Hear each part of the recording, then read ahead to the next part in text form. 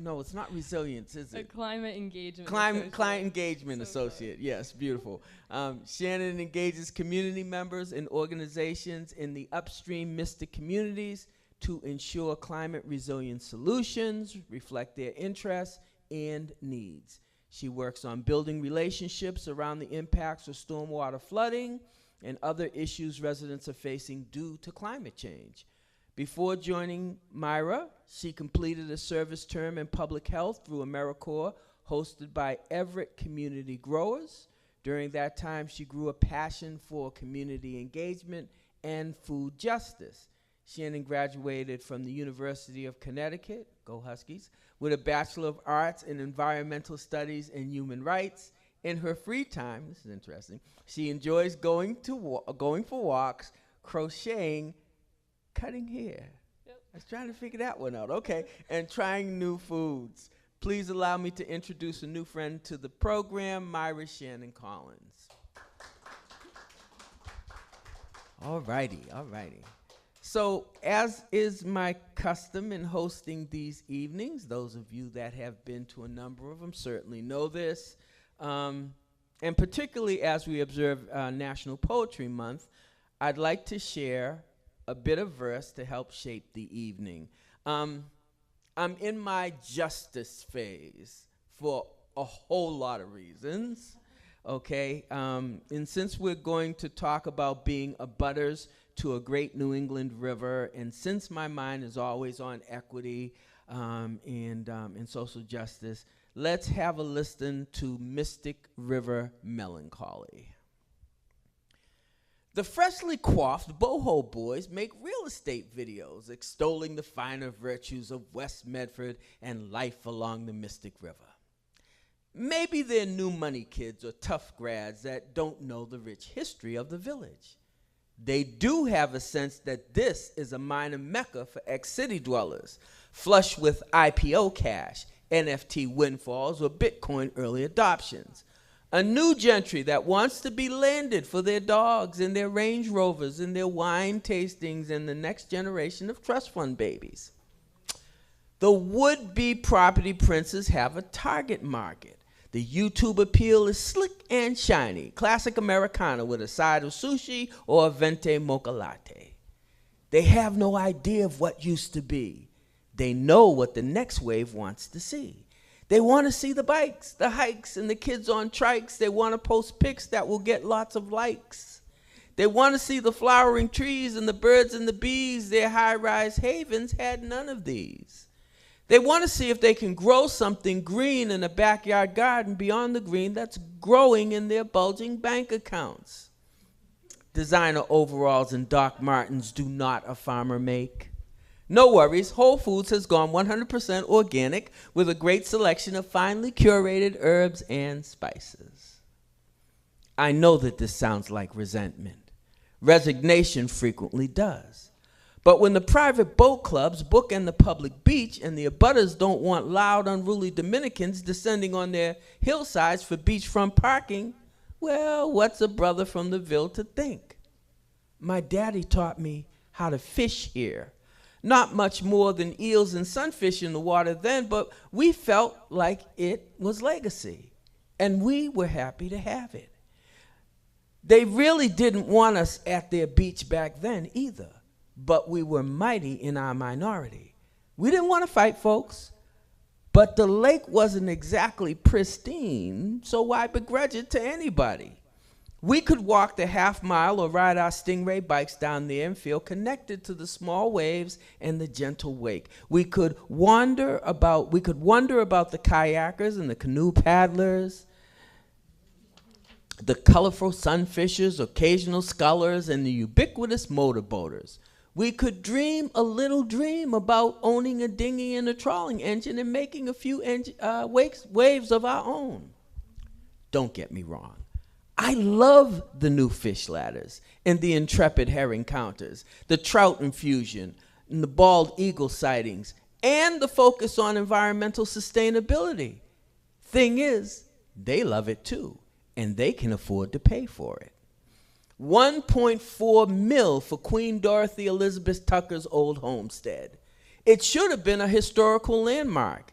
Instead, it's yet another preview of coming attractions. Meanwhile, the sleepy little Nubian hamlet has released its black and brown patina to the inexorable tug of real property values and the dying off of the old guard. Mine is the last generation that knew about the first three streets, Arlington, Lincoln, and Jerome, that knew about the little store, the old Shiloh Baptist, and the library in the fire station. Mine is the last generation that knew about Charlie Booker and the Bruins, the 5 fighting Phillips brothers, Uncle Buddy's Postal Command, Doc Counts' Blue Books, Faustina and Evelyn's Beauty Salon, and exactly why it's called Duggar Park. So many firsts, so much history, so little time to savor and to save, to preserve and to pass on. So many departures and so few arrivals of the black and the brown and the tan. Meanwhile, the developers mostly have their way. The Spanish day laborers tear it down and build it back up. Like Lee Majors in the $6 Million Man, they have the technology. They can make them better than they were. Better, stronger, faster. Condos and townhouses, Tony and trendy, out with the old, in with the new. Wash, rinse, and repeat. Meanwhile, the freshly coiffed boho boys make real estate videos extolling the finer virtues of West Medford and life along the Mystic River. All right. All right. Very good. Very good. So now let's have a look at MyRWA and see what's new and exciting. It's time for a friendly chat with our friend Shannon Collins. So Shannon, will you talk a little bit about your educational background and what attracted you to environmental studies and human rights as a major? Absolutely. So I studied environmental studies at UConn, and I started doing environmental science because I really just like being outside, and then took my first lab class and realized I couldn't do the math and like microscope kind of science. But I really loved the environment still, and I knew I loved people. So I was like, how do I find a job where I can work with people all day, but it's for the betterment of the environment and addressing climate change, which I think is probably like the issue of my generation. So I immediately after school worked in Everett at the Everett Community Growers Community Farm organization, and it was like a perfect combination of working with people and a local community and getting some really important things done, but like for the earth and for the community, and that's my favorite thing. So at Mystic River Watershed, I get to do really similar work, so I love it. Fantastic. Now, were you from here originally? So I grew up in Melrose. My dad grew up in Arlington, and my parents' first apartment together was actually on High Street. Right in Medford. So you're somewhat local. Pretty local. Okay, very good, very good. For the folks that may not be familiar with MyRWA, can you talk about the mission and the work of the organization? Yes. So the watershed, for those that don't know, is a big regional way of thinking about the connections from the Mystic River. So it's 21 communities from Boston up to Burlington and Reading, all in between, and it all drains into the Mystic River. So that's the area we work in. And because water doesn't care about town lines, we work throughout all those towns and communities. So MyRWA works with keeping the river healthy, the communities healthy, and started as just a water quality organization, and then has grown way more into looking at parks and paths like we're talking about today, looking at climate, looking at river herring. So yeah, we do a lot of cool things. Okay, very good, very good. So my own experience with MyRWA has shown me that you're very much a volunteer-driven organization. What sort of ways can community members be involved with the watershed? Yeah, so it's Poetry Month, and it's also Earth Month, which is a really cool combination. Yep. So as it's getting warmer, there's so many ways to get out into the watershed and do some volunteering with us and other awesome groups. So we do have a ton of events. I wrote some down because it's a really exciting time. We have a lot of tree plantings coming up, which are going to be really fun for Earth Month. Mm-hmm. We do trash pickups as well, so get your gloves on and pick up some trash in your favorite park. We're doing a refresh of the mural up at the Mystic Dam, so we do lots of art projects, like educational programs too, which is cool. You could help out with anything. Mm-hmm. We do invasive species removals, so plants that are suffocating, like the native plants, we rip them out. We bring people with a bunch of clippers and gloves and rip them out. We do water quality monitoring, so you can volunteer and you can learn about how we measure the water quality and get down in the water and look at samples there. We count the river herring and track their migration. And we have really cool events coming up this summer, so if you subscribe to our newsletter, you can hear about something every month and get involved in. I like the fact that there's virtually nothing that you do that you don't seek to hear the voices of the communities that are being impacted by, you know, whatever it is that you're talking about, whatever that is that you're planning and talking about. So I know the big deal for the organization right now in terms of, you know, kind of planning projects and developing new strategies is our own Mystic Shoreline Initiative. So would you like to enlighten us a little bit about that? Absolutely. So the Mystic Shoreline Initiative is part of our Greenways program, so talking about the paths along the river, or the parks too. And in this project, it's been ongoing for a couple years. We're talking about the Mystic Lakes, the eastern shoreline and Mystic Valley Parkway, down past the Rotaries on High Street, all the way up around our beautiful West Medford shoreline to Boston Ave. So that's our project area. And through this project, we've also looked at roadway safety. That came a lot more last year. And this year, we spent a lot more time on the West Medford chunk of the shoreline itself. So it's been a really cool process. And I can dive a little bit more into the specifics of the project. Yes, absolutely. But I want to give a disclaimer first. I actually had the pleasure and the enlightenment of serving on the steering committee for one half of this Shoreline Initiative, and now serving on the steering committee for the other half, which is what's happening here in West Medford. So I just want to let you know I'm a big fan. I'm a big fan of what's being discussed. Okay, so take it away. Thank you. Yeah. And like you said, it's all community driven, so we're glad to be chatting about it. So basically, we know this is an amazing, culturally rich area, environmentally incredible, historically significant for a lot of folks. And we've also heard from a lot of folks in the community and the state and that there's some challenges there. So we're looking at accessibility, so people being able to use the path with all needs. And we're looking at ecological improvements, so when it comes to erosion of the paths or the way stormwater is affecting in the river. And we're also looking at recreation, so do we need more benches, stuff like that. So that's our project right now, which is really awesome. And like you said, we have a steering committee, which is incredible, which is 14 people from the neighborhood that all have amazing backgrounds and stories related to the neighborhood and the river. And we come together and we talk about, okay, what do we want to see here? And we also dive in with maps and really get into the specifics. We also bring it out to the community at large. I've been putting flyers up if anyone sees them on the streets. I did see one today. Yeah. Good. And last night we had our second meeting that was public on Zoom. And so there we bring it to everyone and we say, here's our plan. What do you guys think? We have people put their input right in Zoom. And if you can't make it to Zoom, you can fill out a survey after. So we're trying to get as much comments as possible. And we've gotten thousands of comments of people's opinions on the idea. So it's awesome. Yeah, and it may take a long time for it to happen, but in each case, with from High Street down to the Mystic Lakes and slightly beyond that, as well as the case from this side of High Street and on down to Boston Ave, both developments would dramatically change and enhance the way that people can use the resources. I really believe that's true.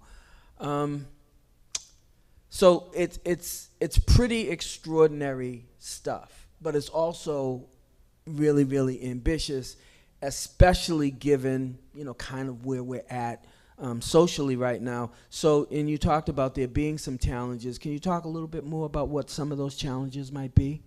Yeah, so the current challenges that we're seeing along the path that people are bringing to us are a lot of comments about how it's a dirt path with a lot of roots, and that just is not accessible for a wheelchair, for a stroller. So kind of just like, what can we do to make this actual path more connected and accessible for everybody? So that's one of our huge goals. We've also been looking at traffic safety a lot, and the tragic passing by the Rotary this winter is absolutely raising how important this is in this area. So we've gotten so many comments too about just making crosswalks, like speed bump, whatever we can do. So that's also a huge thing we're looking at. And then with erosion, so looking at the actual shoreline environment, and like, do we have invasive plants? Do we have places where it's just not constructed well along the river, so it's not good for the river or the land? So lots of great opportunities. Yeah. I mean, so many things have come up in our discussions in terms of the steering committee, and there's the issue of parking, obviously, and then there the issues of kind of noise, and the abutters having some issues with some of the things that are going on during the summer, and it's one of those, you can't make everybody happy, but you try to find solutions that improve it a little for everybody and a lot for some folks, and hopefully everybody. So I guess the other thing is, right now, implementing expensive infrastructure improvements without having full control of the funding streams and the required state and federal supports, it puts us in a real bind in terms of predicting how soon these things can happen. Absolutely. And it's the hardest question, because with this work, you do kind of have to realize it takes years just to get a plan, and then to get the plan approved, and then to get stuff constructed. It takes so long. But my organization's role is pretty much just being the one to lead these community processes and the meetings and the surveys, and we're just collecting all the information so that eventually, obviously we can't promise anything, you never really know, but like, what's important is just getting all of this together so that we can hand it off and hopefully see it through. I mean, we at the community center really know about this firsthand, because we have been trying to provoke the powers that be, particularly the city of Medford in DCR in partnership, to make some improvements back out here, so we could have two things. One is a path across the DCR land to the street, so that people coming into the center from this side don't have to walk through mush and mud and snow, and so that we could at least have a pavable path. And then the other thing is safety issues and parking issues on Mystic River Road. And we finally have pretty much all the nuts and bolts in place to have that happen. And fortunately, it actually kind of went beyond what we're hoping and turned into a plan for basically from Harvard Ave all the way down to Fairfield Street. So it's going to make some pretty dramatic improvements overall in how people can experience this part of the geography that you guys are talking about with the Mystic River side of the Path project. So tell me more specifically what kind of your public engagement process looks like.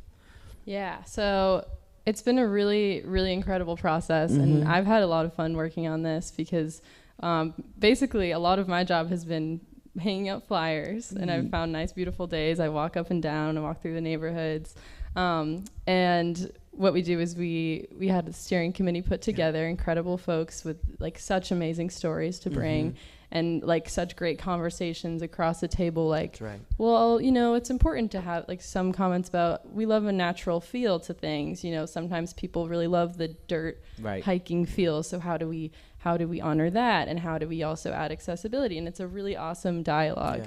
And we're so grateful to have community leaders like you on our steering committee. I had never heard of a ramble until, you know, we started talking about how the natural path in some instances is preferable to anything that's really engineered. But also to counter that was, and you mentioned it earlier, all of the roots from the trees that can sometimes impact how that nice natural path can be accessed by people who have, you know, any disabilities, particularly that require a wheelchair or, you know, canes, crutches, et cetera, and so forth. So yeah, it's very interesting. It's it great. Really is. And people's different stories about like, well, one time I was putting my kayak in over here, or one time I was in Winchester and I saw this new bench. Can we get something like that? Like hearing people's specific input is so amazing. Yeah. And it's really fun for me too, because I get to listen to those conversations. Then we open it up on Zoom and we invite all neighbors to come and chat with us. And we get so many more comments there. Yeah. Then we go back to our offices and read through them all and sort them out. And we say, okay, like we got 100 comments about the path. We got 60 comments about benches, signs. Like it's really exciting. I have some specifics for you if you're interested. Please. Yeah. So we broke it up into 3 categories. So accessibility, like the paths and such, the environment, so the shorelines, environmental health, and the recreation. So we got 162 comments talking about safe roadway crossings, to no one's surprise. So that's a huge accessibility thing. Also, lots of comments about access to the shoreline, educational interpretive signage, which is really fun. Okay, all 31 comments. That was me. Lighting, maybe some wayfinding signage, so like to show people where they're at, some more like history, stuff like that. So that was really cool. Some specific comments we got were a lot about the bridges and the rotaries and just connecting the trails. And also, yeah, like I have a stroller, I have a wheelchair. This is not accessible to me. Like that's invaluable to hear for us and bring back to the project team. Absolutely. And then also when we looked at the environment, we got 70 plus comments about the beautiful trees, making sure we're protecting the trees along the path. Maybe having some more trees or better maintained new trees. We got a lot of comments about some native plantings, so ripping out those invasive species that are crowding and having like a pollinator meadow or like plants that are there to sustain and natural to the area. So lots of comments about that. We got a lot of trash receptacle comments. That's a huge one. So yeah, really cool stuff. I love the idea of like incorporating public art, memorials, information. And then for recreation, we got a lot of comments about having more overlooks, so like intentional clearings to look out to the river. Right. So maybe just that's removing a little bit of the shrubbery at the bottom and opening it up a little bit more. Improve non-motorized boating access is a big one. So that's such a question in our meetings, is how do you let people put their kayaks, but it's not a jet ski. Right. So that came up so much. And yeah, some cool comments about the open lawn areas. So like people sharing that they bring their dogs, how important it is for that. Picnic tables, all really cool stuff. So yeah, and we're still open to comments. Like it's an ongoing process. So. Absolutely. So in terms of, maybe folks can get an idea of some of the types of things that have, kind of been teased out, especially in the plan from High Street down to almost to Winchester, or actually to Winchester, Wedgemere. What kinds of things are, have been scoped out in terms of implementation? Yeah, so again, have my notes here because there's a lot of great stuff. So we have a lot of, again, breaking it into like safety, accessibility, environmental. We have a lot of proposed safer crossings, which is huge. And our design team makes really cool maps where they show all of this out, and you can find that on our website, which I'll plug at the end. Excellent. But safer crossings was a huge one, so they mapped out a bunch of areas where they thought it'd be good to have some safety improvements on the road. We also have that improved path, so not a paved path, but like a stone dust that's better for a wheelchair user or something, and maybe widening the path a little bit, making it more like accessible and regular and like just a little bit more connected along the stretch. And then wayfinding signs, which I think are awesome. Some benches I think would be huge. Yes. And yeah, maybe a scenic overview, so like selective clearing of the shrubbery to have some intentional spots to go and enjoy. So those are have some more info. We have, picnic tables, nature play, which I think is cute, like a natural little like set of logs for kids to jump on, stuff like that. Non-motorized boat launches, so just kind of formalizing where people are already putting their kayaks, maybe making some of the steeper sections a little bit more, regular. The steps from Boston Ave that go down to the path, or there's no steps, it's just kind of like that weird block, and you feel like you're in someone's backyard, formalizing that entrance a little bit. So yeah, lots of really cool stuff, and totally go on our website and check out the pictures, because that's such a good way to look and good put your input. Reference. Yeah. Fantastic. Okay. So again, if folks want to get involved, whether they're folks in the audience or folks at home, what would be the best thing for them to do? Yeah, so for this process, we started last year and had our consultants and landscape architects survey the area. So they looked at everything, took pictures, like checked out the erosion, the roads, everything. And then we went into our visioning process, which is where I was saying we got thousands of comments. And that was kind of just what do you like? What do you not like? What do you think we should do? What do you think we shouldn't touch? So that process is really huge. That was cool. That was our first meeting too. Our first public meeting and steering committee meeting was just generally what do folks have to say about this area. And then last night we had a meeting where we had these initial designs. So these are the maps that our team put together, and it shows like, here's where we're proposing a new bench, here's where we're proposing a new crosswalk, stuff like that. And we presented this to folks both at the steering committee meeting and then the public meeting last night, and also had an option for people to type if they support an idea, don't support an idea, have a different idea. So our next step is going through all those comments. Yeah, a lot of polling. But it's so fun because I like reading all the comments, because it like, I'm on my computer, but I feel like they're telling me about their walk along the path, and I'm like, but following that meeting last night, we now have a survey open that has all of these pictures and walks you down the shoreline and shows you the different proposed ideas. And so you can look at each chunk and put, I think this, and this. I don't like this, and this. You can put that on the survey. So that's our next phase, which is really awesome and really important to have everyone be a part of. And then we'll have a third set of meetings. So it'll be about, we've gotten your feedback from our initial plan. We've changed it a little bit based on people's input. This is what we're finalizing and sending off to like hopefully go to construction. So it's a really cool process, but June will be our last set of meetings. You should go to our website and learn all about this, and then we can sign you up for emails to get info about it. Absolutely.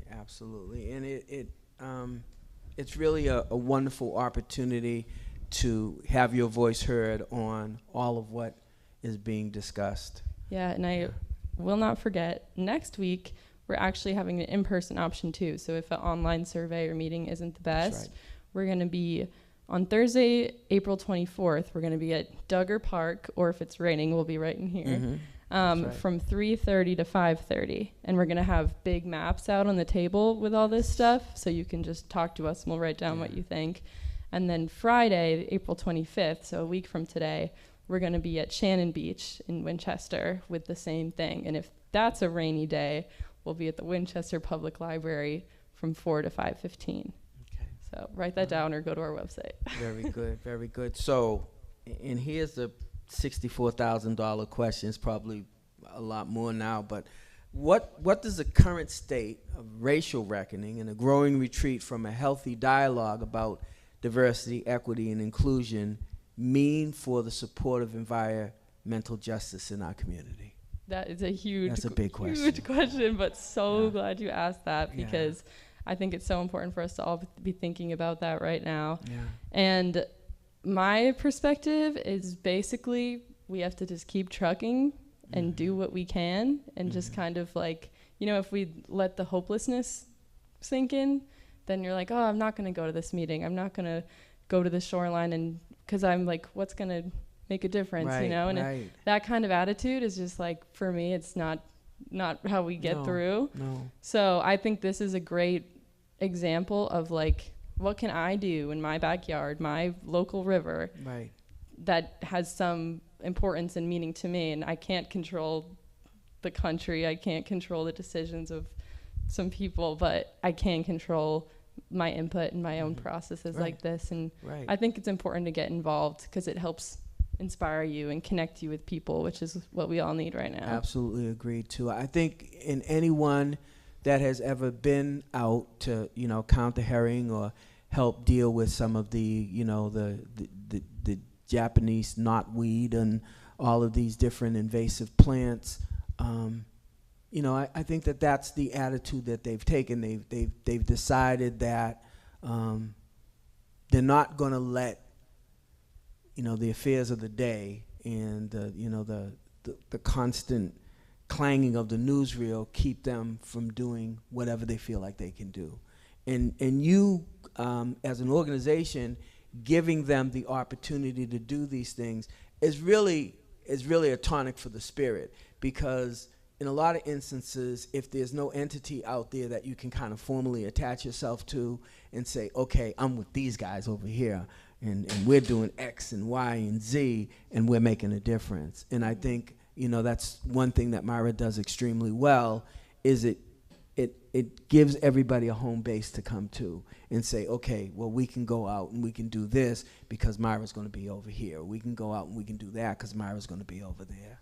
Definitely. And I would say also working with places like the center and with folks like you all, and it's like, that's what inspires us and keeps us going, is having partnerships with amazing other local groups and thinking, what they say, like, think globally, act locally. Act locally. That's what we're gonna do. And you know, Tip O'Neill said it best. He said, all politics is local. At the end of the day, all politics is local. So, you know, even from looking at it from a political perspective, you know, we have to do what we can where we are.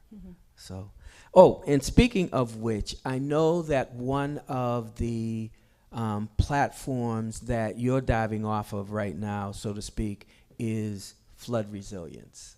Would you talk a little bit about that? Absolutely, yeah, okay. Thank you. So my job is to help support a lot of these projects with community input and stuff, and also something that I've been working on in my role is looking at stormwater flooding in the Mystic. So that's a very early phases project, and we're going to be working with the center and other folks across 10 different communities in the watershed.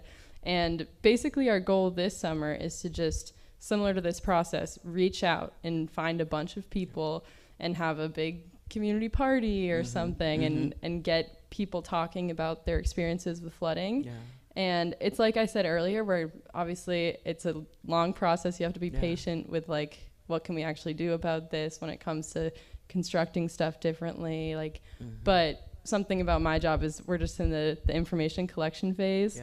So this summer I'm going to be going out to different places like the center and around different communities and talking to people about where they're seeing flooding. And I think it's really a good thing to do, because it's like, again, community conversations is how you get people mobilized and inspired. So I'm going to bring back that information to my organization and push it forward again to, okay, now we've collected where all this flooding is happening, what can we do about it?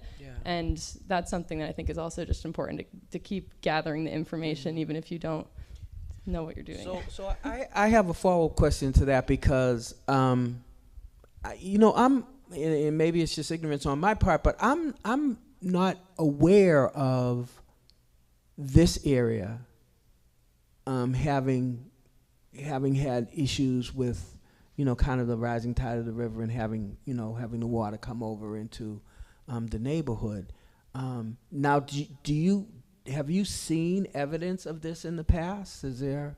Yeah, I should clarify. So specifically for this project, we're looking at stormwater flooding. Okay. So when it's raining like crazy and your drains can't hold it all and it's coming up, or it's like you have a street that doesn't have the right drainage. And So we're not actually talking about the river overflowing its banks, so to speak. We're not talking about that right now. We should talk about it.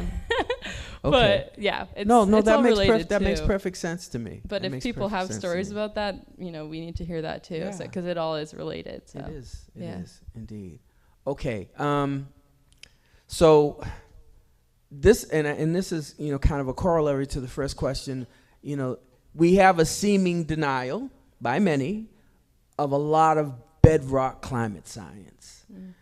In the retreat from environmental protections and in the aspiration toward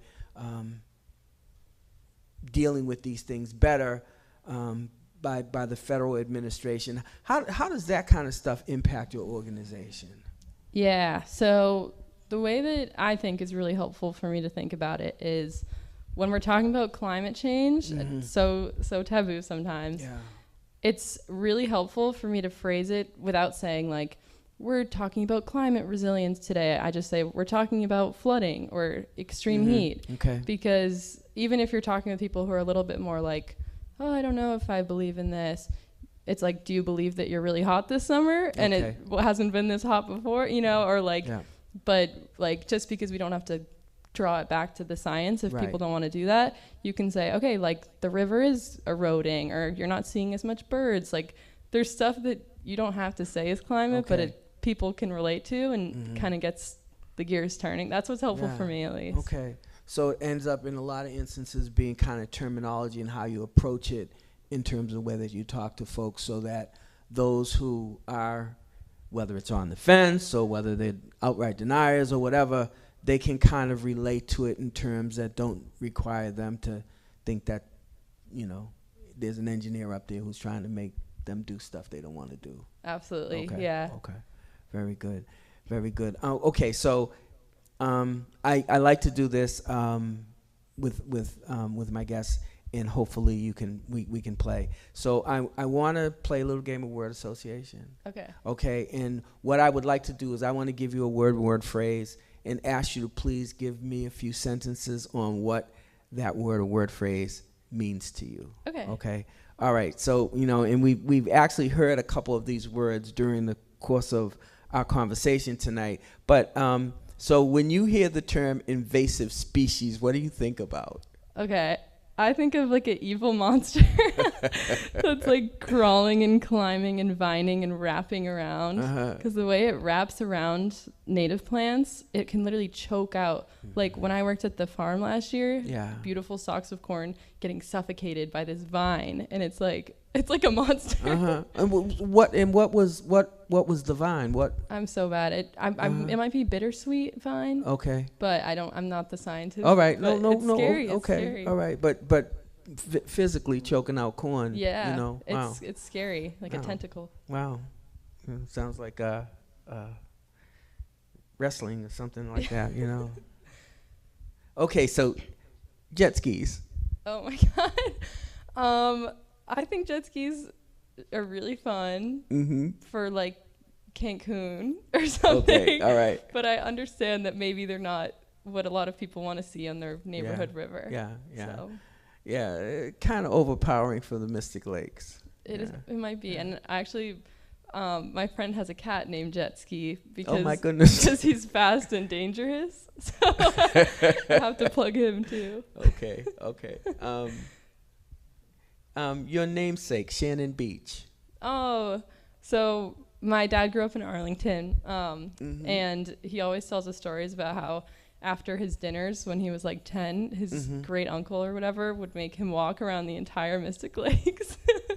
So I've had a lot of funny stories about Shannon Beach, and I remember it used to be called Sandy Beach. Beach, absolutely. And I remember when they changed it, one of my other uncles was like, hey, you know they called it Shannon Beach? And I was like, what? But everyone else is kind of mad about it. Yeah, well, everybody down here for sure was mad about it because, that was, we had always grown up with Sandy Beach, and we didn't always have great stories about it because, like when I was young, we got harassed and hassled sometimes, going down to the beach because, we didn't look like everybody else, but we got over it. We dealt with it, Okay, herring run.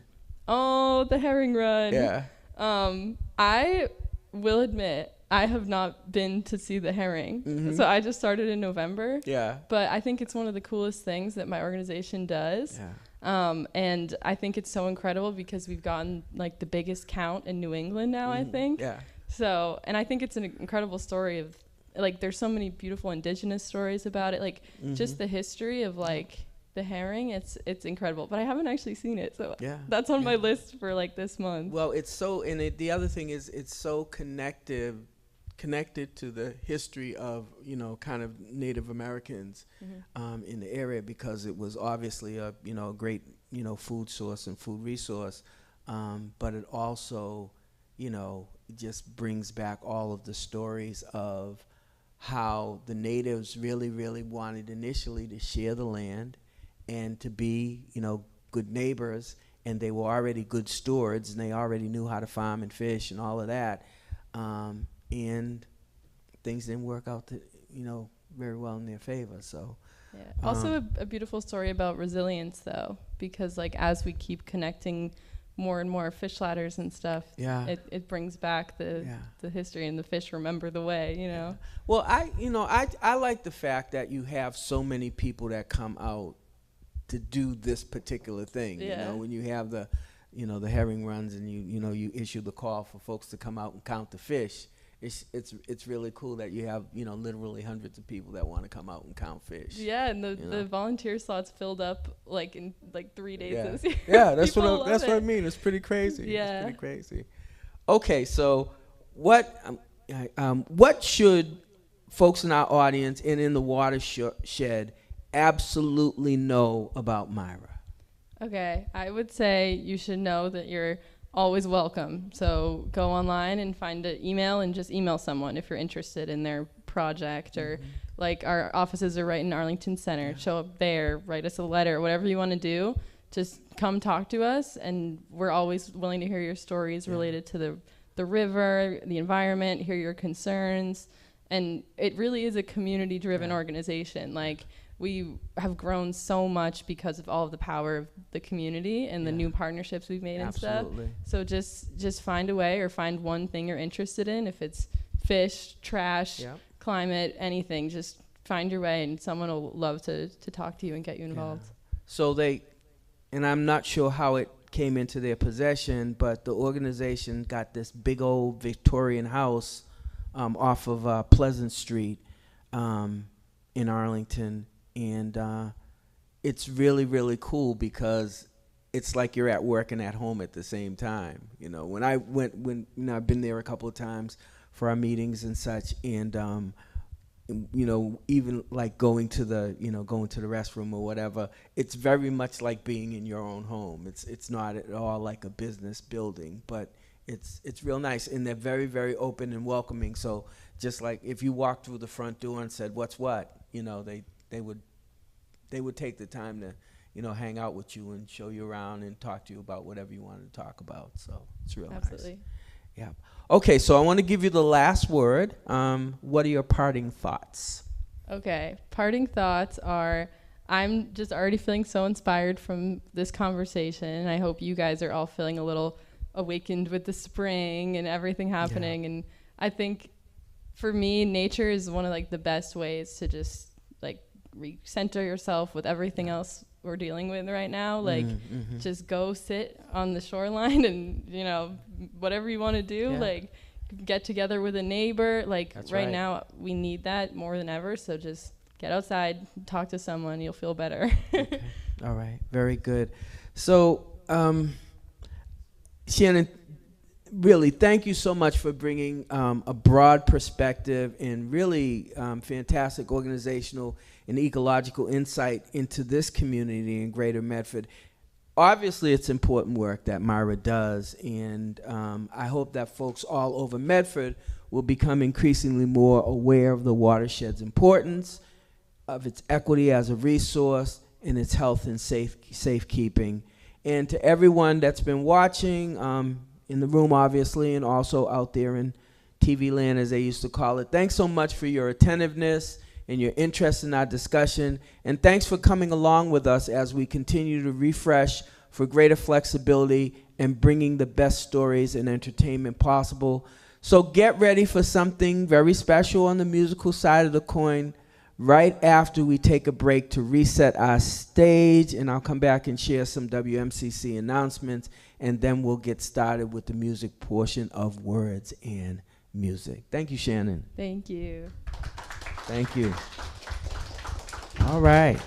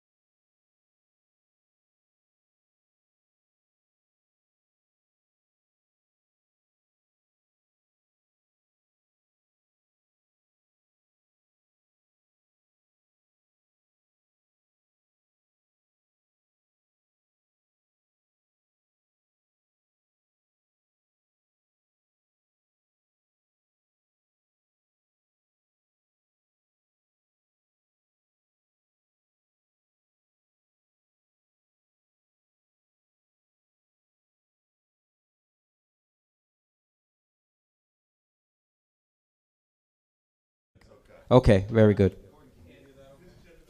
Check, check.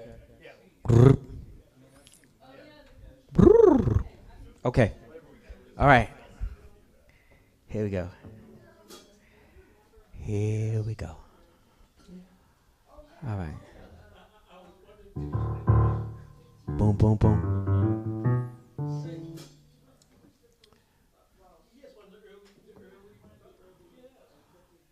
All righty. We're about ready. We're about ready. Okay. We're good? Okay. So, I'll wait to get my high sign from my man back there. Okay, so more often than not, and I'm gonna hold off till the end with all the promotional stuff and so forth, because I want to get into this. More often than not, when we do words and music, we go out there and we beat the bushes and we find wonderful singers and we find, outstanding musicians. We've got, we're looped into the Berkeley community and the New England Conservatory community, and we get some amazing folks to come in, and do stuff for us. But it's Poetry Month, and my bishop, my pastor would say to us all the time, he would say, it's a sorry frog that won't praise his own pond. So I'm calling my own number tonight.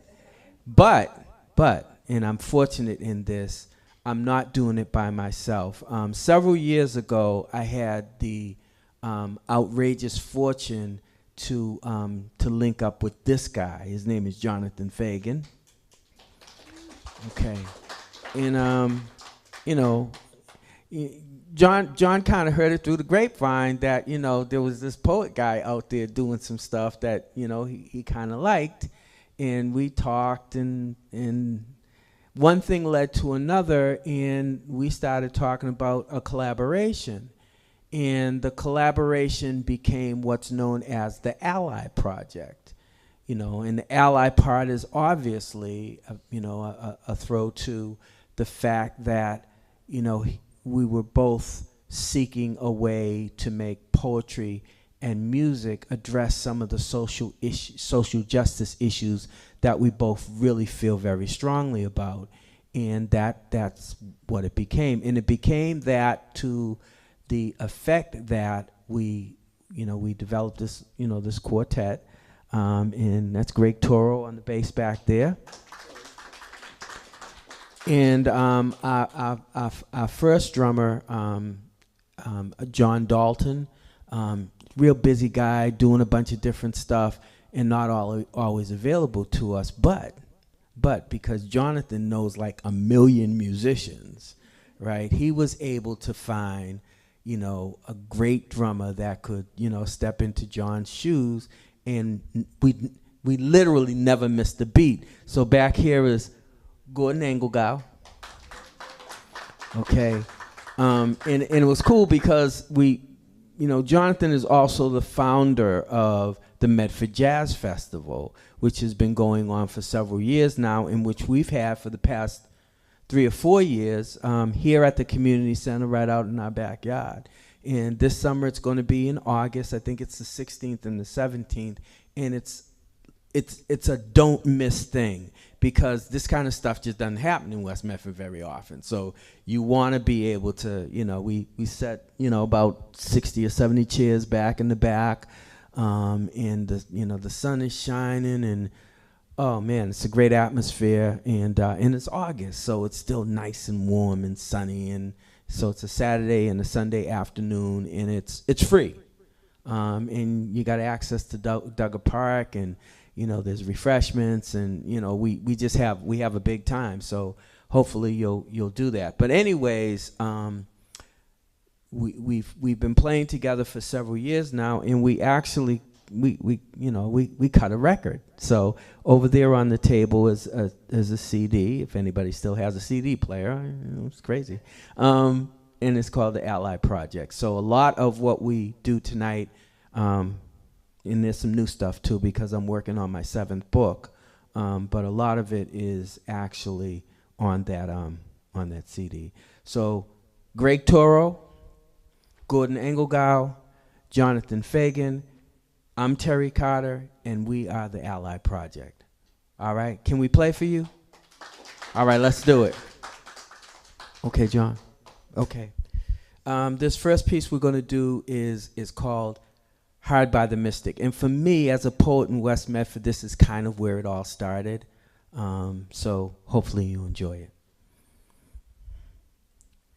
They gave my people the lowlands, and not much of it, just a few streets hard by the river.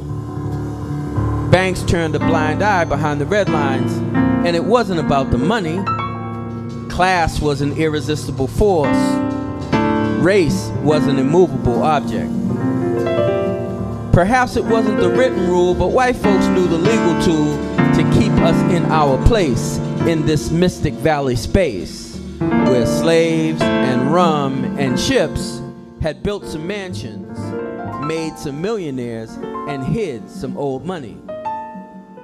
So it was hard by the Mystic we went, muddy and a bit turned down, the only place where one could be brown in this ancient Middlesex County town. But we named it, we claimed it, we made it our own. Even in the heat of summer, when the shores were parched and the soil was rank with the decay of aquatic alchemy, we were one with the river. We followed its flow to the lakes and the sandy beachfront. On our own Jordan shore, we baptized and blessed our brothers and sisters in Christ. We caught the little fishes to go with our loaves of bread and became the teeming multitude who our Lord Jesus fed, hard by the Mystic. We became community. We commanded unity. We embraced the village and raised up our children in the way they should go.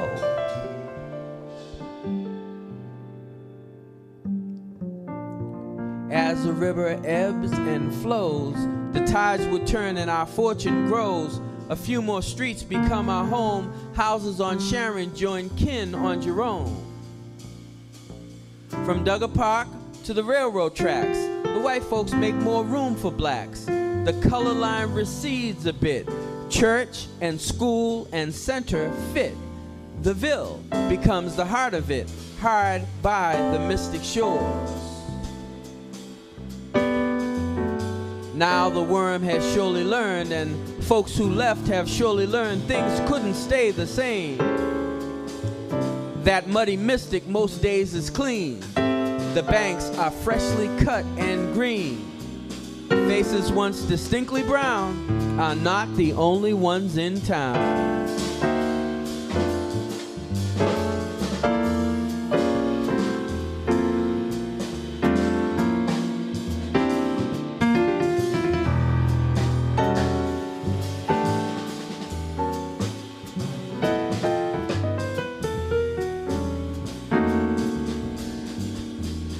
These streets that once were our confines must now embrace what gentry defines.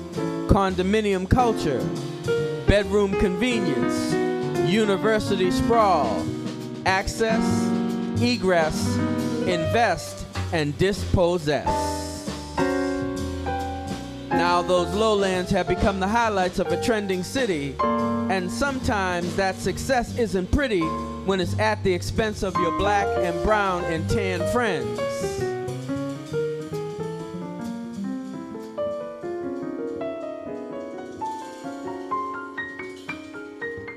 And yet, the river still turns and bends from where it begins to where it ends. The only place where one could be brown in this ancient Middlesex County town. But we named it, we claimed it, and made it our own.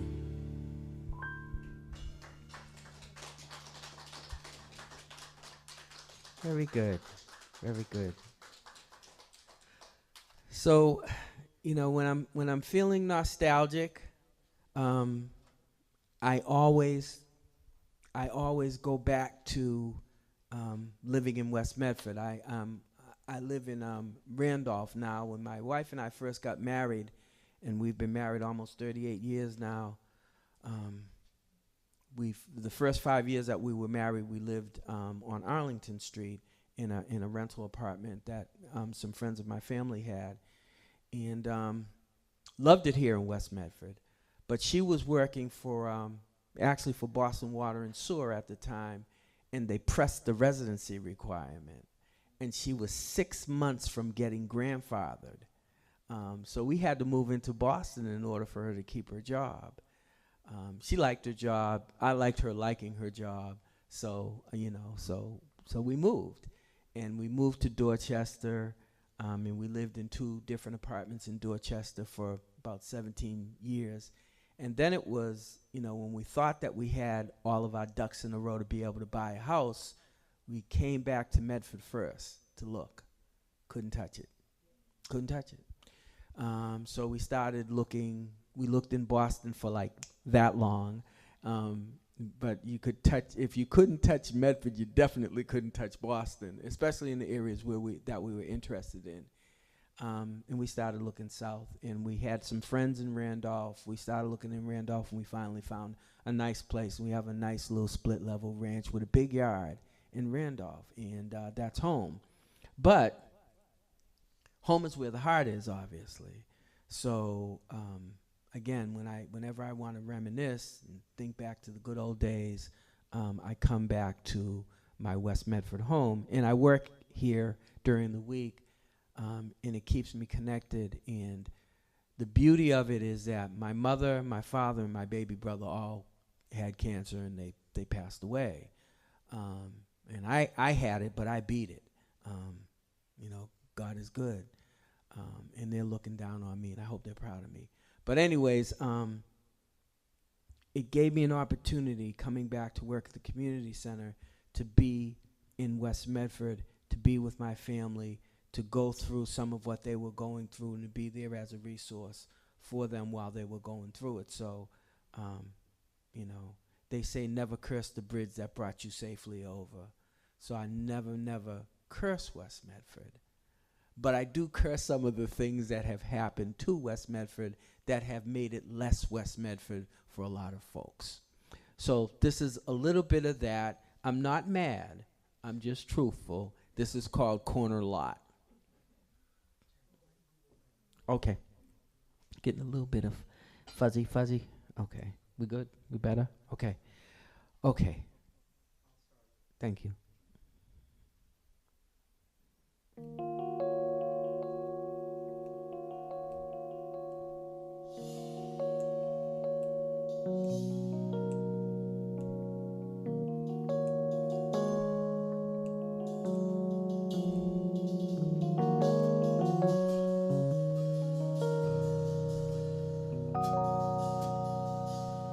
Standing at the apex of Arlington and Jerome, trying to remember the black and the brown and the tan. Ronnie and Otis used to live in the big house on the corner lot. It's probably changed hands half a dozen times since then. Current owner's been there for a minute. He's good with his hands and knows his way around wood and tools. Place has been gussied up quite a bit. Picket fence is off-white, but if you know, you know.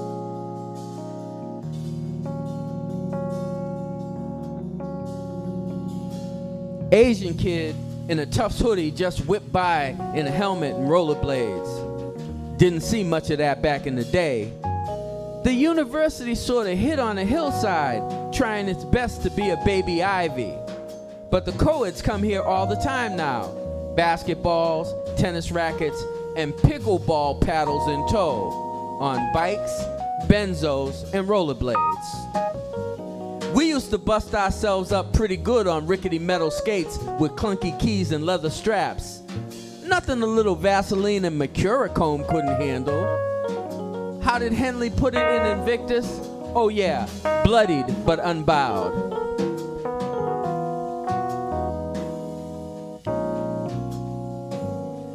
Not too many white and off-white kids hanging out down here back then.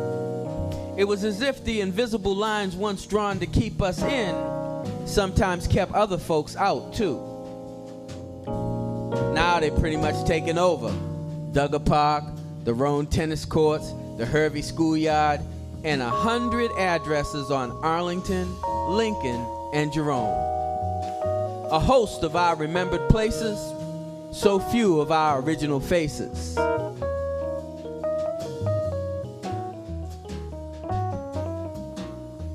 Meanwhile, back at Ronnie and Otis's old place, I'm still standing, like that centurion, knowing that Jesus doesn't have to go in to heal his servant.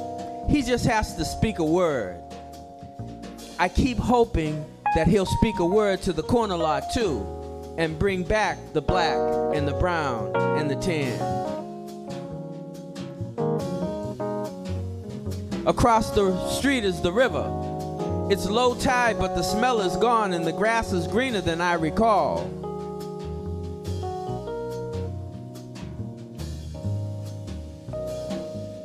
That was our little park, away from Duggar and a lot less hectic. We had makeshift bases or discarded cones for football and softball. We lost a few in the river, but nobody was going in that muck to retrieve anything.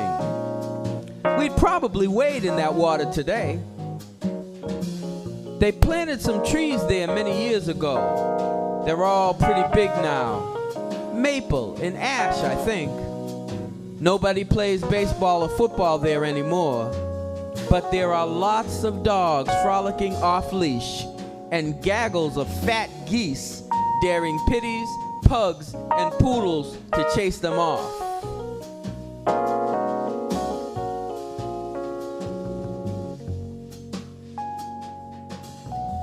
I can't imagine my childhood without losing a few softballs there.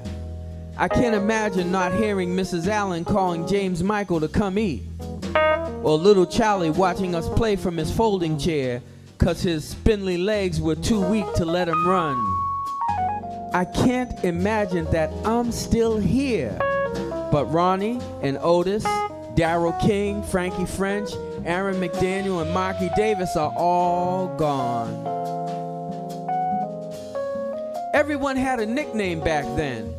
Darryl was super fast, so we called him Roadrunner and Jackrabbit.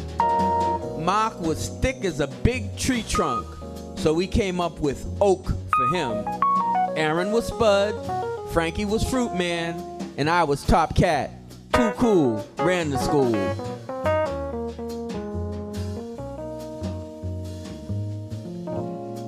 Everyone wants the corner lot, little more land, and perhaps the new perspectives that angles create. I wonder if that meant anything to Ronnie and Otis, or Jed and Miles and Gibb, Berry, Coco, Keith Wing, and Kenny Byfield.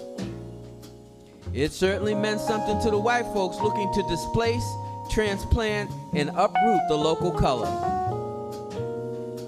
Black folks built homes here, only place where we were allowed to be, where they could color inside the lines Medford once drew against the perceived discomforts of darker skin. We were here first. First firefighters, police officers, war heroes, shop owners, tradesmen, postal chiefs, teachers, artists, and preachers. We were the human bedrock of the only neighborhood they let us build. The old church is gone. Nelson even changed the street number as if to erase the fact that the original Shiloh Baptist ever existed. But if you know, you know. That corner lot still has a cornerstone. 1900. And Nelson couldn't do nothing about it without a more draconian demolition. 2 more condos in the house of the Lord. 2 more houses that us first folk can't afford. 2 more dismissals of the blessing of his word. 1 more holy stone rejected and ignored.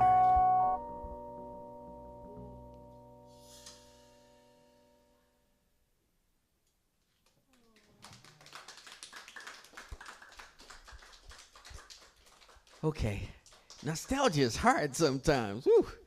Okay, so but it's also happy sometimes. So that's what this next piece is about. And you may have heard it before, but you're getting ready to hear it once again more. Okay. Okay. Thank you. The little store. You're right there. All right. Good, good. Okay. All right.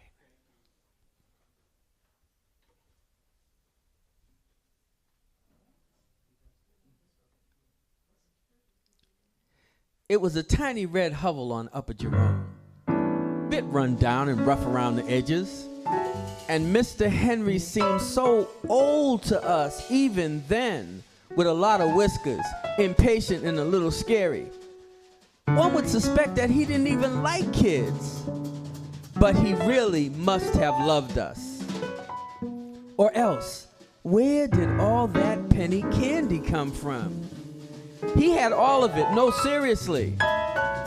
We'd bust in there with a few nickels or a handful of pennies, all loud and unruly. He'd hush us up while he finished up with grown folks' business.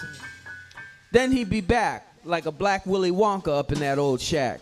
He'd peer over those old horn-rimmed glasses and tell us he didn't have all day. Then he'd blow open one of those small brown craft paper bags and get to stuffing while we were oohing and ahhing and huffing and puffing. See, Mr. Henry had all the treats, all of our favorites, 100 great sweets. Root beer barrels and pixie stips, squirrel nut zippers and banana splits, green mint juleps and button strips, red licorice ropes and bottle nips. He had Bazooka Joe bubble gum and a tiny sucker called the Dum Dum, jawbreakers and Tootsie Rolls, sugary love for little kids' souls. Candy necklaces to wear and bite, and waxy red lips was such a sight. Fat gum cigars and kids' cigarettes, right beside the crunchy sixlets. Mary Jane Chewies and BB bats, hot riot balls and Mexican hats. Just the genuine Hershey's Kisses, all the hits and none of the misses. Like Kits, taffy squares and Necco wafers, Liquor Maid and Boston baked beans, gold rocks, nuggets of gum in a bag, a kid's idea, sweet tooth swag. Before the days of Laffy Taffies, we would gobble up peppermint patties. Before we knew about gummy bears, Twizzlers always came in pairs. Chewy Cowtails had a creamy filling, but Sugar Babies had top billing. Reese's Peanut Butter Cups had us squealing like newborn pups. Mike and Ike's and orange slices, saltwater taffy and tiny prices, lifesavers and charms and fruity flavors. We grabbed those bags like party favors. Chuckles were a favorite choice, and Milk Duds made us all rejoice. Jolly Ranchers and Bitter Honey, we always got a lot for our money. Talk about kids getting excited. You can't imagine the flame he ignited. Our greedy fingers could barely wait to take that candy like fish take bait. From cold January to chilly December, more kinds of candy than I can remember.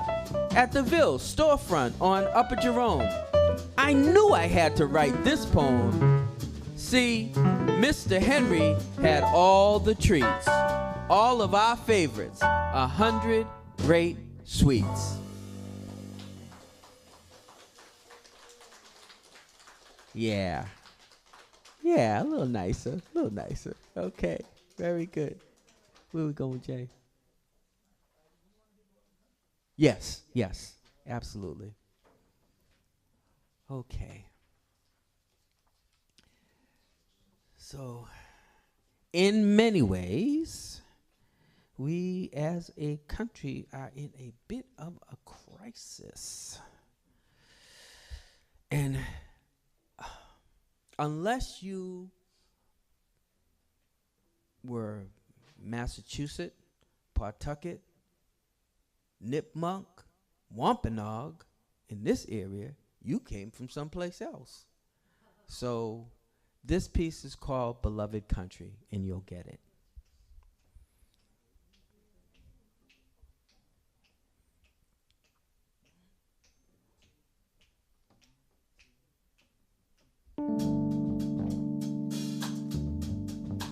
Oh, pat it now, kid. Love it.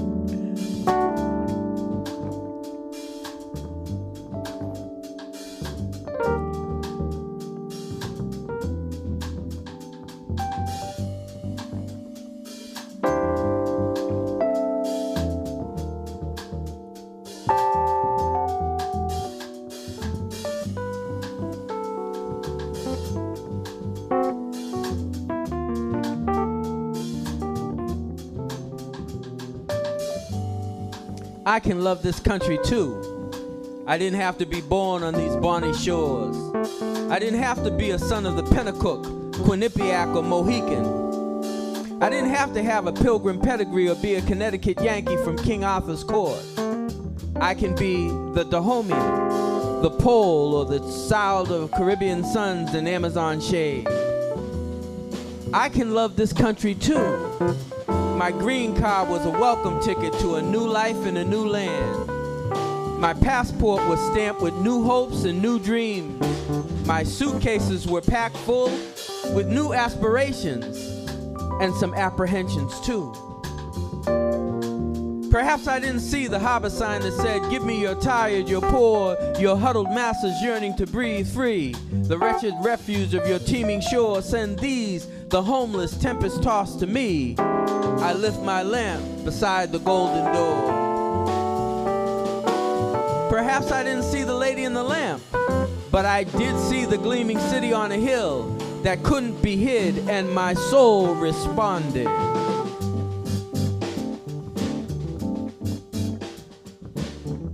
I can love this country too. I can love its rolling meadows and its gospel songs.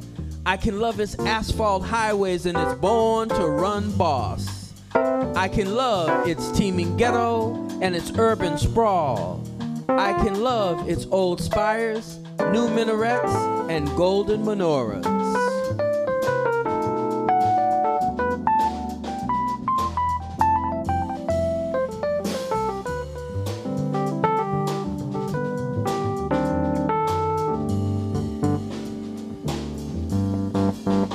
But can America love me too? Can she love my curry spices, roti, and oxtails?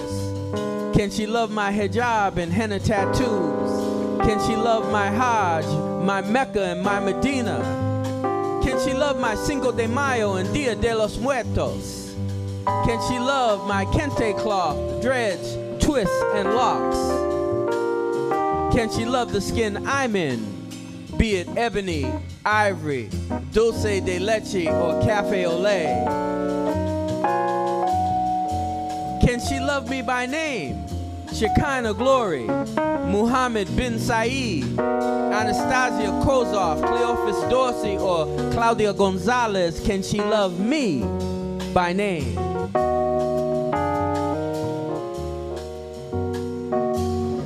And what if I am among those huddled masses in that wretched refuge, or that homeless tempest-tossed? Will she continue to lift her lamp? Or do war and rumors of war, IEDs, sleeper cells, and faith distortions make me a pariah to be eliminated, a scourge to be annihilated, and a plague to be exterminated?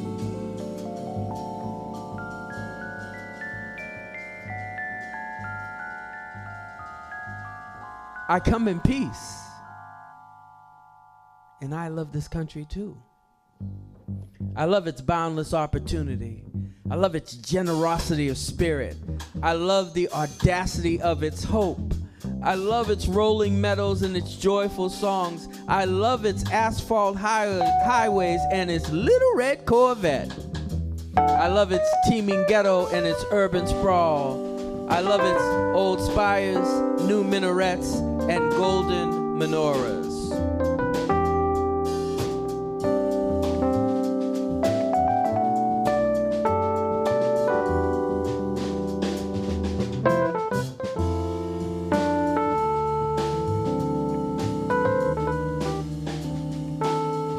I come in peace, and I love America too.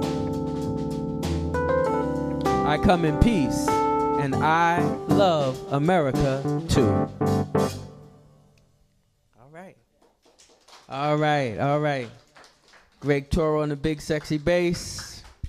Gordon Engelgau on the drums.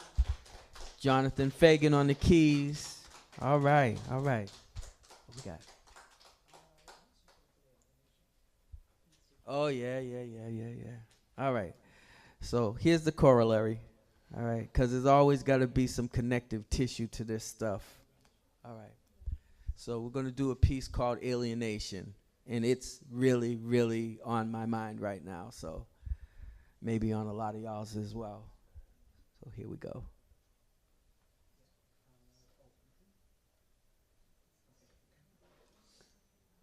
Is this great or is this me? Okay. All right. Here is a fence without a gate. You can't get in, you have to wait. You can't be foreign or somehow strange. This isn't your home on the range. You can't arrive in a rickety boat. Our castle has a treacherous moat. We won't host refugees at our door. You're not the sort we're looking for. Take good note, we stay on guard. We don't want you in our backyard. Despite the dangers you seek to avoid, our best deterrents have been deployed. You say your country's full of peril, but like stray cats, we think you're feral. We think you're prone to filth and crime. We don't want either at this time. We don't care what the nations say. They won't do more than hope and pray. Our stance is clear on human rights. Lock the door, turn off the lights. You saw that statue in the bay. It stood for liberty until today. It welcomed tired and huddled masses, not criminals from your underclasses. We've got militias on the border. They own big guns to keep the order. Law enforcement lets them stay to help them keep your kind at bay. Why do we feel that this is good? Why can't we share the neighborhood? Is it because you're black and brown? No, we just choose to stand our ground.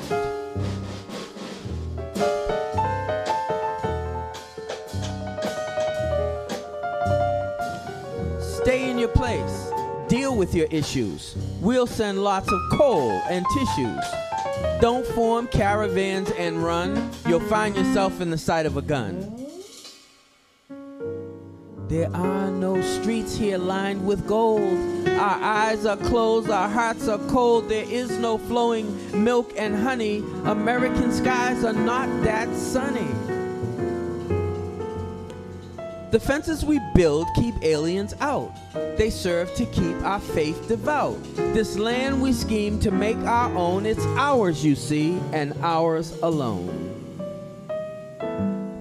As long as you stay on the other side, we can maintain our national pride.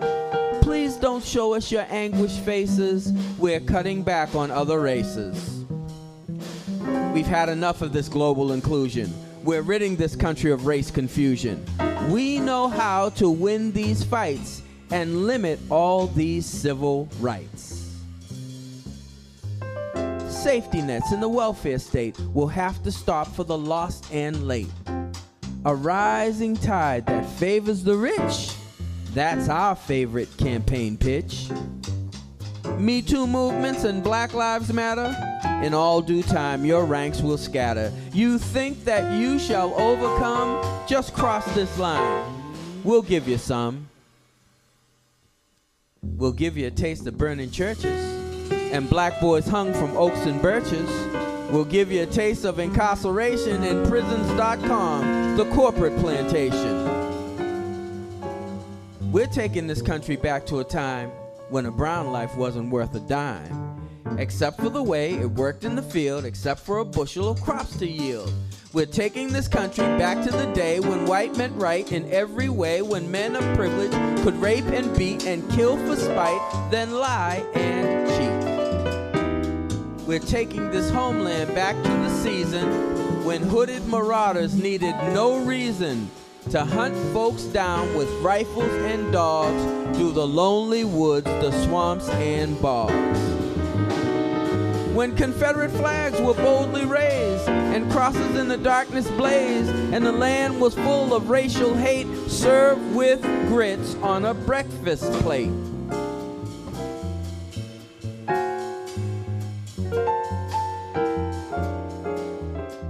You thought this worm had surely turned, and young black bodies no longer burn.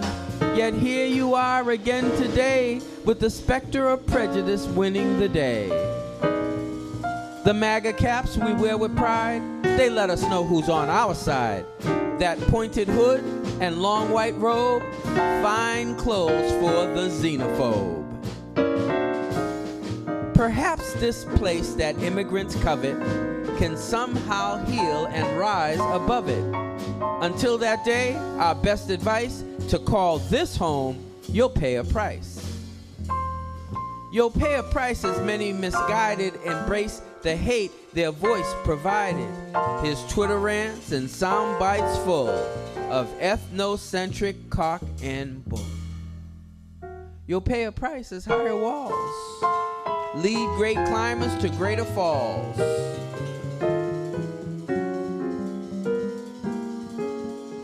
Where fences are the new condition, announcing the refugees' abolition. This isn't our nation's greatest hour, this flexing of white supremacist power.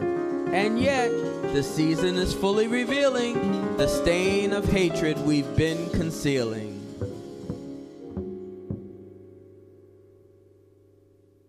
So take good note and be on guard of deadly traps around the yard.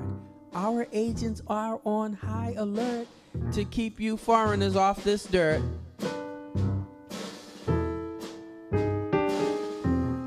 Tolerance is in short supply. We won't let your kind occupy this sacred land our forebears built. We don't subscribe to Anglo guilt. This fence was built without a gate to keep out all who come here late. To all you aliens we don't like strange, no room at the inn in our home on the range.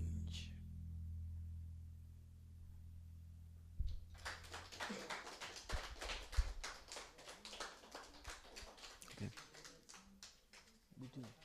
Yeah, okay. All right, so you've had a lot of the social justice, but not as much as the outright jazz. So we're going to do a little outright jazz right now. This is called, okay, so backstory on this is Herbie Hancock wrote a beautiful composition many years ago called Tell Me a Bedtime Story. And Quincy Jones re-recorded it beautifully. So this is a reimagining of Tell Me a Bedtime Story, and it's called Tell Me Another Bedtime Story. Okay.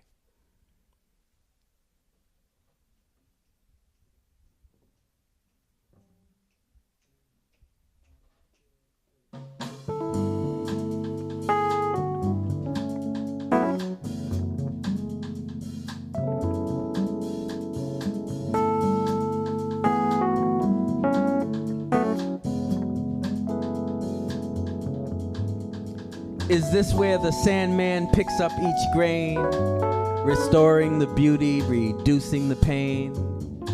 Is this where we fly to Never Never Land like a troop of lost boys with Peter Pan? All of the mystery of hidden dreams, nothing now is as it seems. Tell a sweet tale that sugars and creams with flashes of stardust and shining moonbeams. As I lay down to my slumber, paint a landscape of ochre and umber. Let there be a hint of romance. Turn up the quiet, love wants to dance.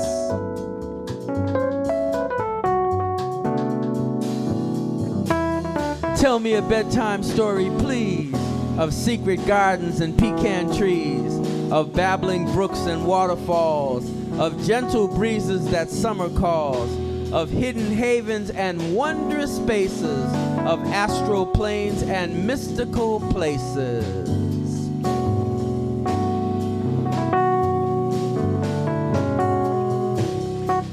Let there be a melody that sings in 4-part harmony. Let it resound in symphony, then fold into dreamland's reverie.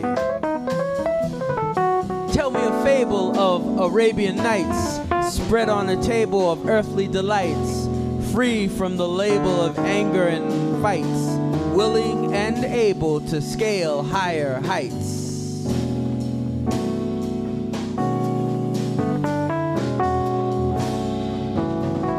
Tell me a bedtime story now, as the baby rocks in the maple bough, as the blue ox puts his nose to the plow, and the sweaty farmer wipes his brow, as each green seedling happily vows to yield each fruit the ground allows, and 7 dwarves whistle a happy tune, and sleeping beauty awakens soon. Let there be a melody that sings in 4-part harmony. Let it resound in symphony, then fold into dreamland's reverie.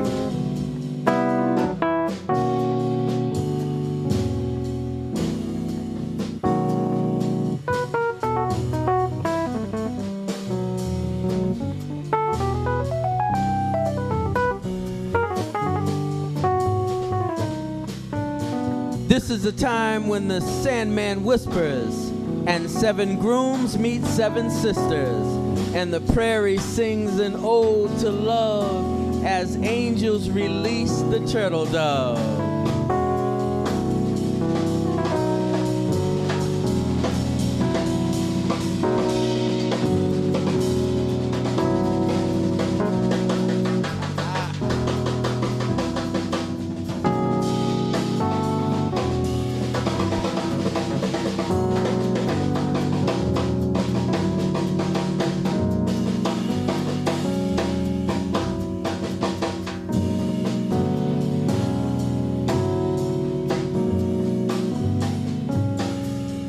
For now, I lay me down to sleep and pray to God my soul to keep.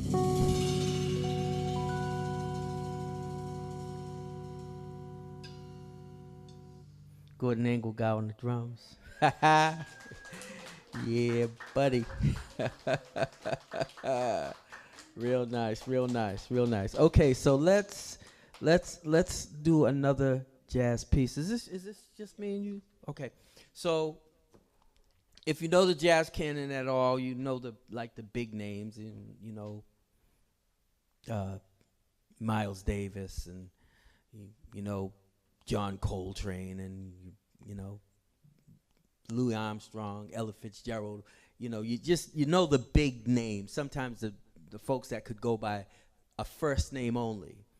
This was one of those people, and you could use either his first name or his last name. You could call him Monk, or you could call him Thelonious, and everybody knew who you were talking about.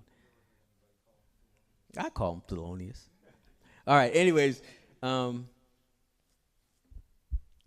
this piece is called Thelonious Assault. Kind of play on words. Okay.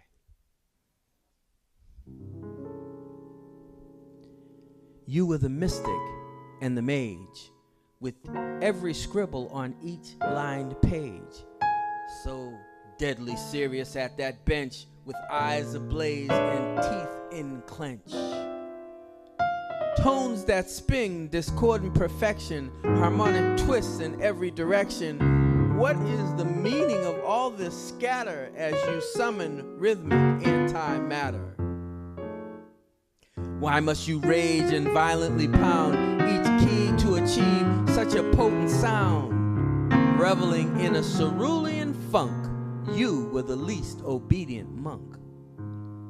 Sometimes you'd wax melodic and quiet, then you'd revert to the din of a riot.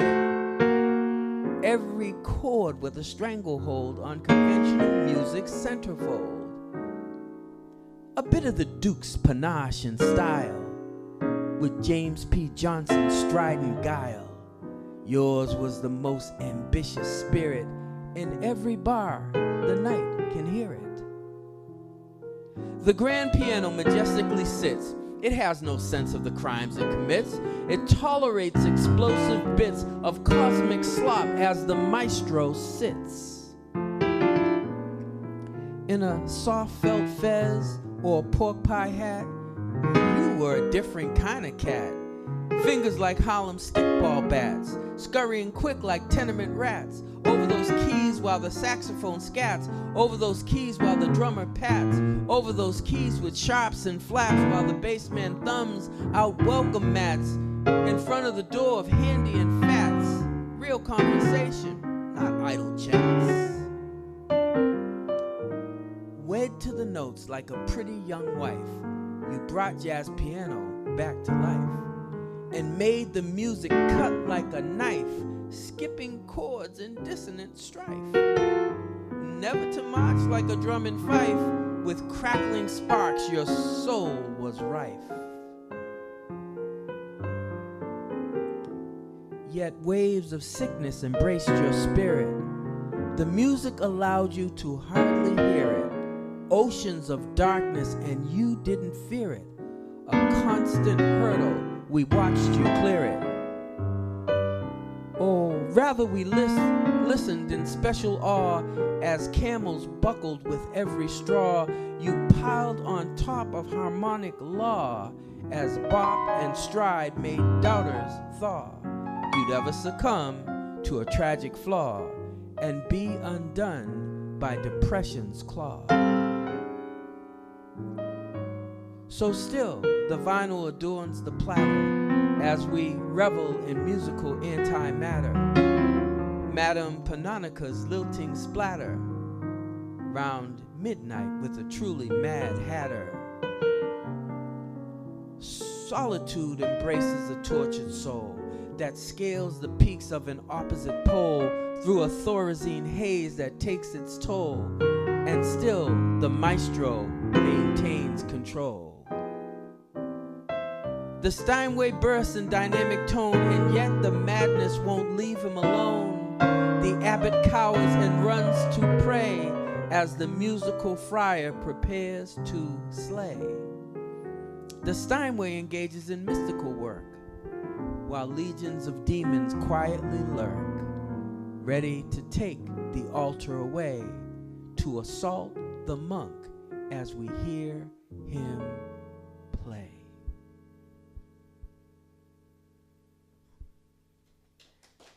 Jonathan Fagan on the keys, channeling his inner Thelonious. Very good.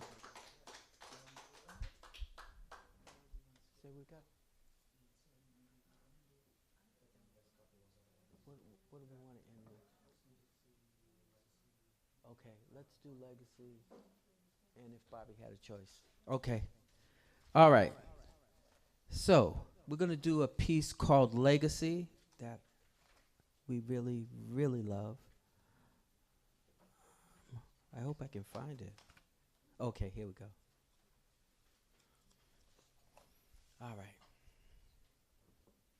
This is for the storytellers in all of us. Okay, here we go.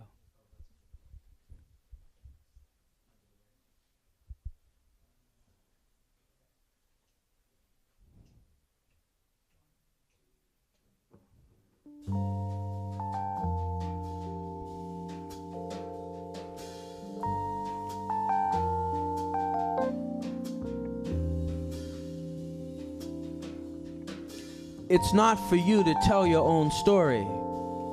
That is the burden of your children. They must shoulder this yoke with love and loyalty. And yet, you have not gathered them and bid them sit before the campfires of their elders. You have not seasoned their meals with the spice of their identity and the savor of their names. How will they learn to walk the walk and talk the talk? How will they learn to tell your stories even as they live out their own?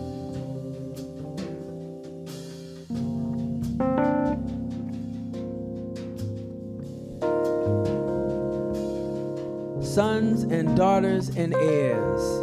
If you didn't smell the burning ash or feel the warmth of the flame on your neck, you don't know. If you didn't revel in the growl of the griot's earthly reply or the trill of the mockingbird's cry, you don't know. If mama was too tired and daddy too long gone to carry the wood, light the spark, and stoke the flames, you don't know. And until the lion cub knows how to tell the pride stories, the hunters will always tell them first.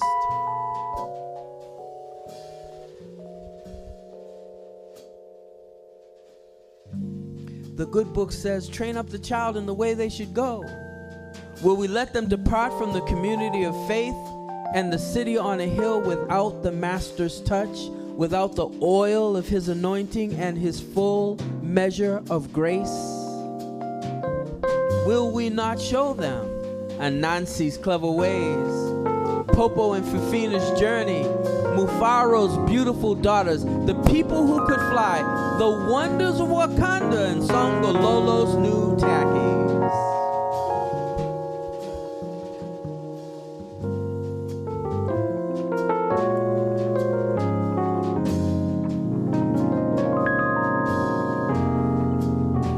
The prophet says he will encourage fathers and their children to return, but how will they know the way home if no map charts the seas, measures the roads, sights the peaks and valleys, and names each forest despite the thickening trees? Will the burden of the elder stories be too heavy for the children?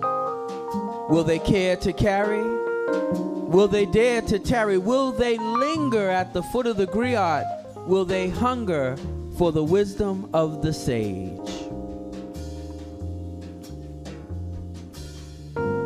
We must put them on the page, where hard work earns the man his wage, where power is measured by God's own gauge, where miracles scoff at the wand of a mage. We must share with them the truth that is loyal and fierce, like Naomi and Ruth, that doesn't wait for the confessional booth, that has the bite of the panther's tooth. This is a gift of legacy, where a glorious past sets the captives free, and a candle's light beckons liberty.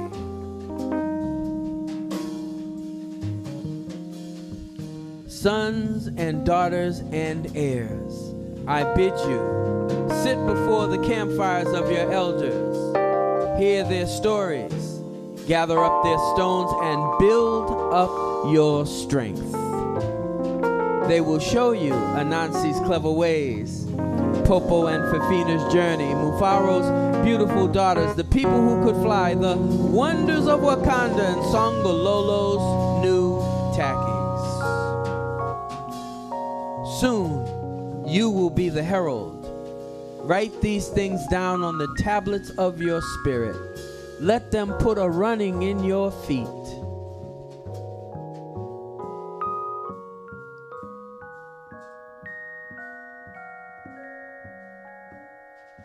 With each quickening step, you repel the arrows of the hunter with the shield of abiding faith.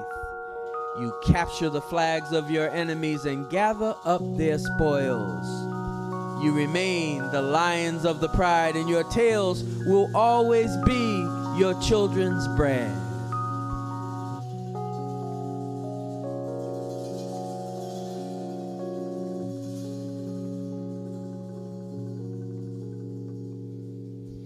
You will never abandon the community of faith, though you build 1,000 cities on a hill, drawing wondrous strength from the Master's touch as the oil of his anointing fills your clay jars with his grace.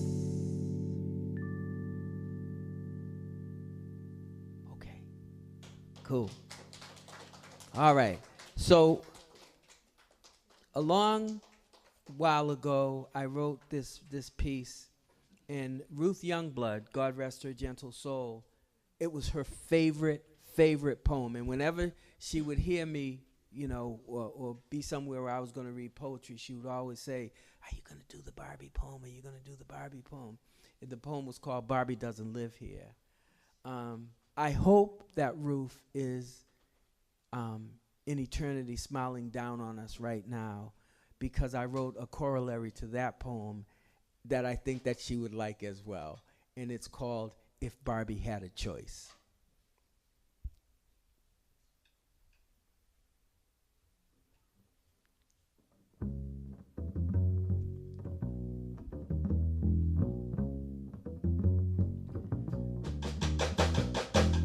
If Barbie had a choice, I believe that from day one, she would have made it a black thing. She would have ditched the creamsicle skin and gone with a lustrous ebony hue. She would have spoken with an Igbo dialect with a true queen's attitude and said, "To hell with you colonizers."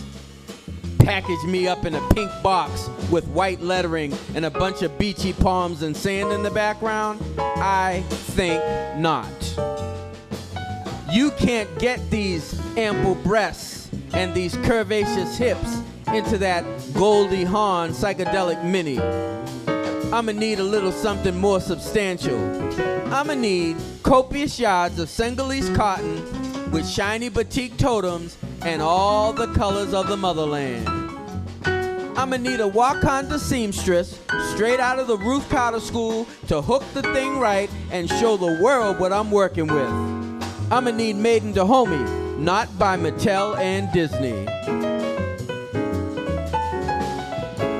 If Barbie had a choice, Ken would have looked more like Ali or Denzel or that fine-ass dark chocolate British cat, Idris Elba. He would have been melanated, not barely suntan, and by no means would he have seemed more holiday tissue wrap than 150 grit sandpaper. He would have been swashbuckling like Marvel's T'Challa, woke like Tupac, and standing on business like Brother Malcolm.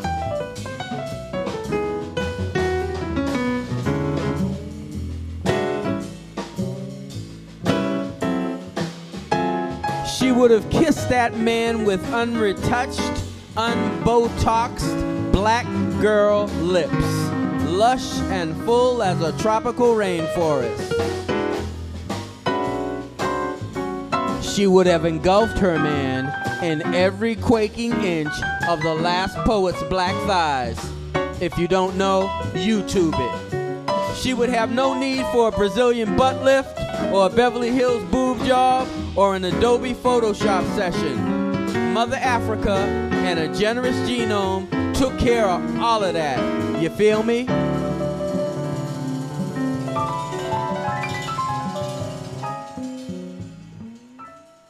If Barbie had a choice, you would never have been able to buy her at Toys R Us, FAO Schwartz, or Mary Arnold's.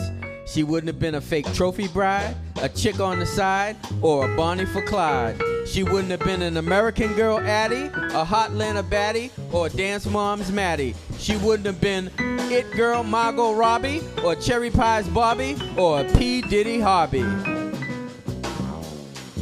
I'ma close the flow with a few more rhymes, just a few bronze bars to end this on time. A new Nubian Bobby wouldn't stand for nonsense. A brother's pursuit couldn't sit on the fence. Her womanly wiles would be truly immense. A player would just find her game too intense, with never a true shot at love's recompense. Though he might pull up in a Bentley or Rolls, he'd lose by a landslide at a real queen's polls. A new Nubian Bobby would demand mad respect. She wouldn't suffer abuse or neglect. She'd fight for her own like a Goji elite. She wouldn't be tame, demure, or petite.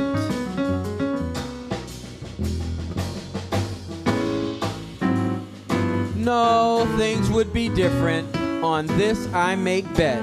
A pimp or a hustler would not be a threat. As fine as the print on the national debt, her beauty and wisdom would not break a sweat. That glitzy white Barbie might have a toy jet, but she hasn't landed a soul plane yet. My African queen makes the real kings forget, though she might want to keep that fly pink Corvette. All right, all right. Greg Toro on the bass, Gordon Engelgau on the drums, my man Jonathan Fagan on the piano. I'm Tariq E. Carter. You've been a very gracious and lovely audience. That's pretty much it for the music portion of this evening. I just want to make a few announcements, a few pauses for the cause, so give me just a second.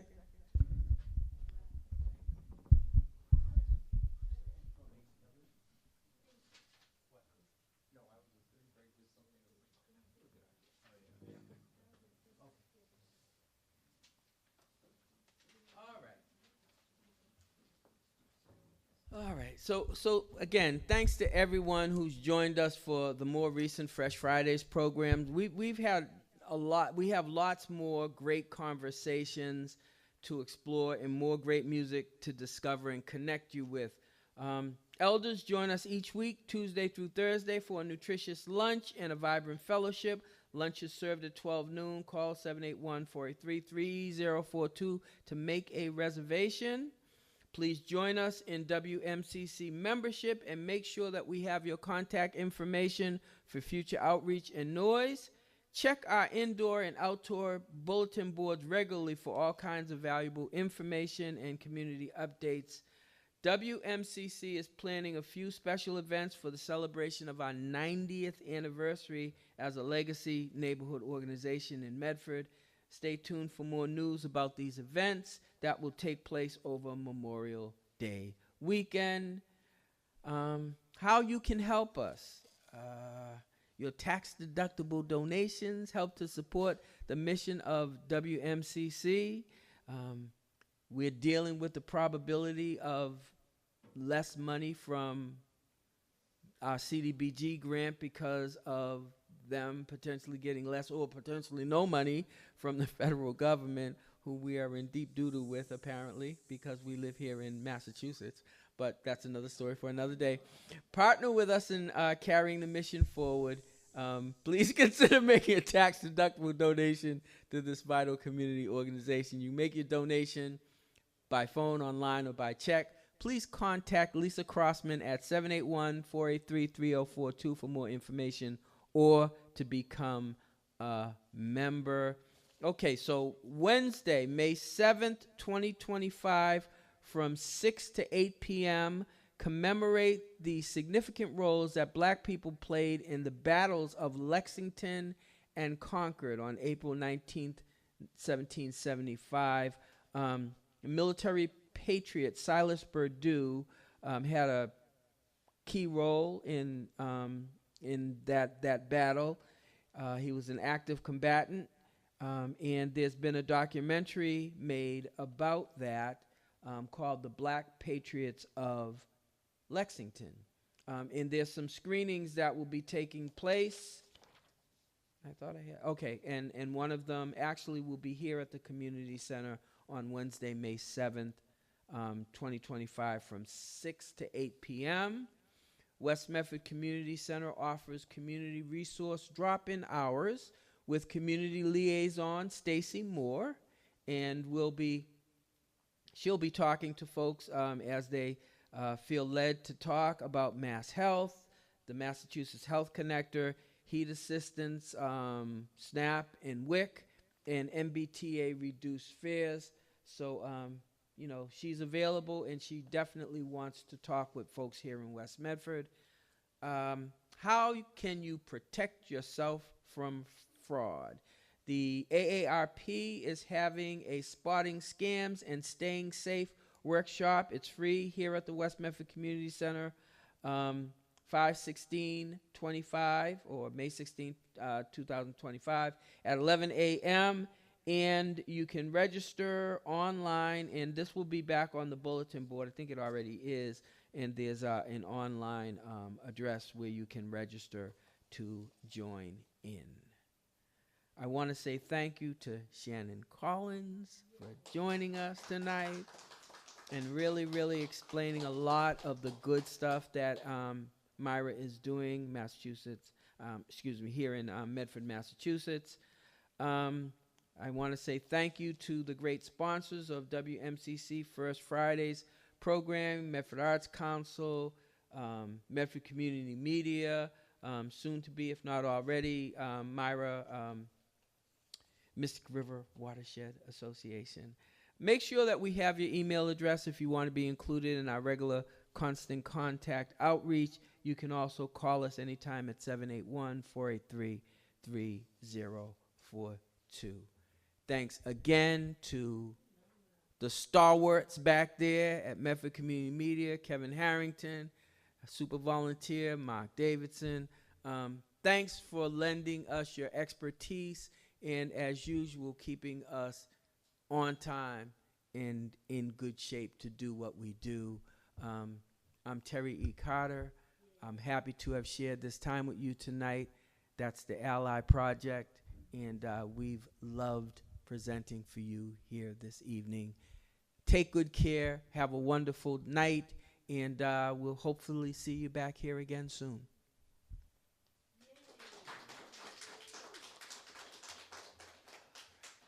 Thank you. Oh, yeah, if you're interested.